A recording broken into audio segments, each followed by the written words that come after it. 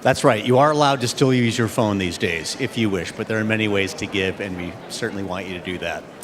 Well, for some children, it is a small victory just to go to school each and every day. Physical challenges can affect how a child succeeds and socializes, but sometimes it is an unseen illness that is the most difficult to diagnose. Now, many children in this province are suffering from mental health challenges, and Sean is just one of them. Variety knows that with help, Sean will succeed in school and in life, and with all of your support, Sean will have the opportunity to be a true champion.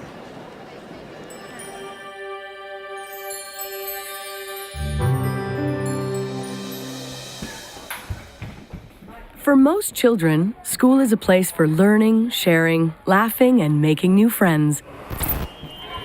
Imagine a child trying to cope with this.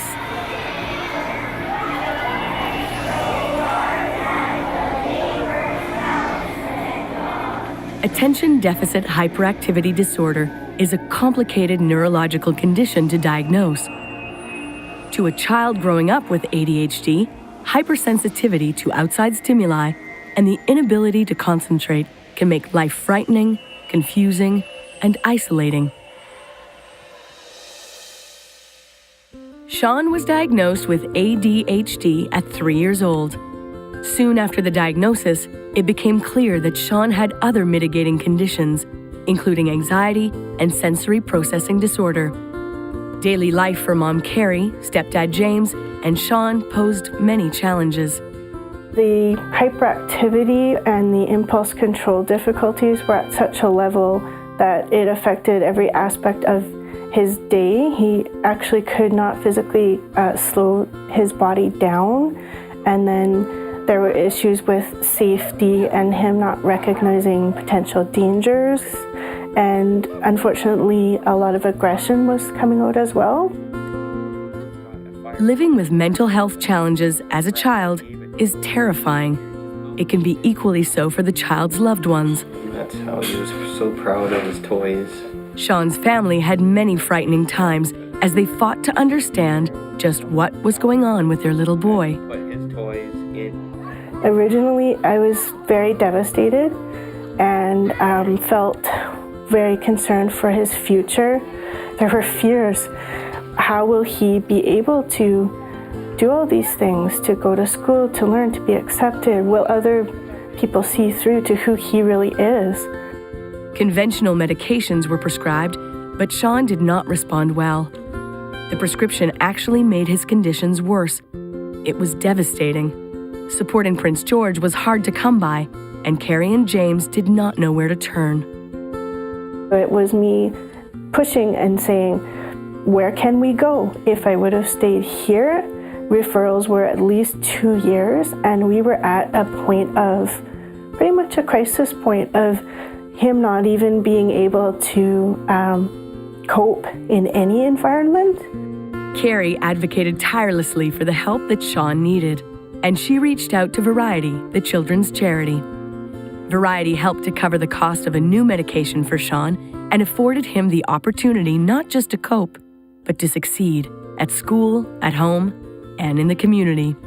Variety actually did literally step in where healthcare ended, because since the daily medication that Sean requires isn't covered by any extended health benefits, I really have found this is the only organization who just asked me the question, what can we do to help? There was no judgment, and that is worth more than anything. Variety will be there for Sean and his family, helping as they seek answers to his mental health challenges, just as we are there for families across British Columbia with children like Sean. Children who simply need an opportunity to fulfill their unique potential. Having the medication did open up the door for you to meet what I call the real Sean.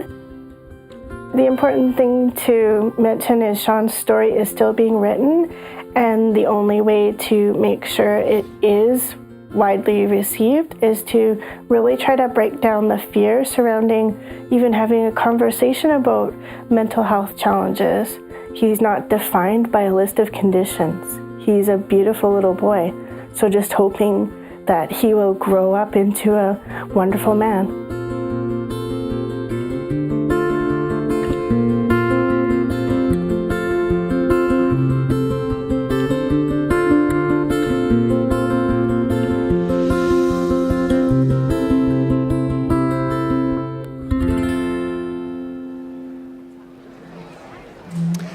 And look who is joining us in studio. It is Sean and his parents, Carrie and James, making the trip from Prince George. And Sean, you're having some fun here. And Carrie, talk a bit about how Sean is doing. Can you update us? What's a good day like for Sean now because of the medications? I certainly can. Now he's going to school full-time for the first time in his school career, so that's fantastic. And he's learning and making new friends. What has that done for him? Have you noticed a difference that he can kind of have that normal childhood kind of situation? What's that done for him? It's absolutely given him the chance to have a normal childhood and not have to fight up so hard against so many obstacles. James, what have you seen from your boy here over the just improvement-wise, and what's that do for you? Well, he's been really actually pretty funny. He's developed a sense of humor. He's like cracking jokes that are kind of really funny and trying to make us laugh more, which is really, really positive. Can you imagine what it would be like if Variety didn't step in for you? I mean, I know that this is such a great story that it's worked out, but what would the situation be if this medication wasn't available to you? The situation was pretty grim and very intense because with the other type of medication that was available, it actually made all of his symptoms worse. So we're deeply grateful to Variety's help. James, as a parent, I've been through it with a sick child too. The stress level is high. What has this done for that and just the quality of life for the family day to day? Well, without the medication, it was stressful. I mean, day to day, every day was a new chapter, and you have to start over again and redo it. With medication, he's settled down a little bit and going to school, and he's pretty much almost like a normal day. Like, it's been really good. I think that's what we try to do with this, is let's just find normal, because these guys have so many challenges. When our crew visited in Prince George, Sean put together a train set for us. Can you talk about, when you say Sean and trains, what comes to mind? It sounds like this is a love. Comes to mind as two peas in a pod. He's loved Thomas since he was 3, and he now just turned 8. He's very good at building track. Loves putting them together, taking them apart, and putting them back together again. Trains are the best.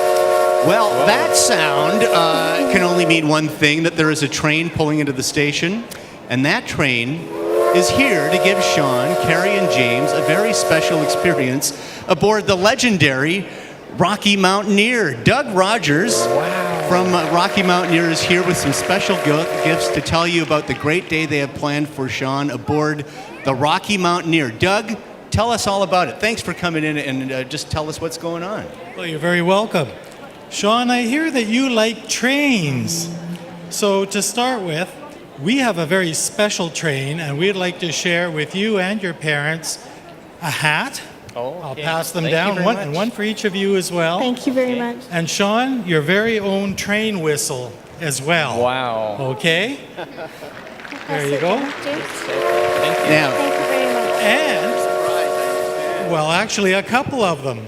What we would like to do is invite you down to see our train and get a VIP tour of the train and have breakfast made specifically for you by our chef on board. And that's going to happen tomorrow. wow. What do you think of that, Sean? That's pretty good. You're going to go on a real train, the Rocky Mountaineer, which is world-class train, right? Absolutely. And you know, our season just starts up in April, so the train isn't physically moving right now. But we also would like to invite Sean and his parents to come and enjoy our train later on in the season as time permits. So, all aboard. Thank you very much. Okay, thank you. Super. I know that Sean and his family are going to have a wonderful time on board the Rocky Mountaineer. So thank you to Doug. Thank you for joining us on the telethon. Carrie, James, and Sean, now it's time for this train to pull out of the station. We got to use that. Let's send it over to Mark.